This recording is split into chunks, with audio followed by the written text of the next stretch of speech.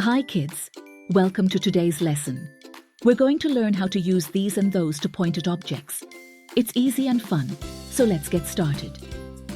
These are used to talk about objects that are near and plural.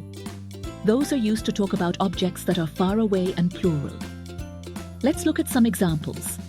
Look at the cats and dogs. These are cats. Those are dogs. Great job now. Look at the tables and chairs. These are tables. Those are chairs.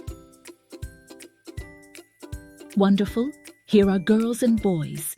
These are girls. Those are boys. Excellent. Look at the bags and books. These are bags. Those are books. Fantastic.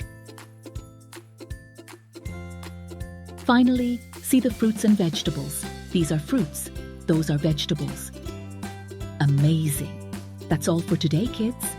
Now you know how to use these and those to describe nearby and far away objects. Keep practicing with things around you. Don't forget to like, subscribe, and share this video with your friends. See you next time. Bye-bye.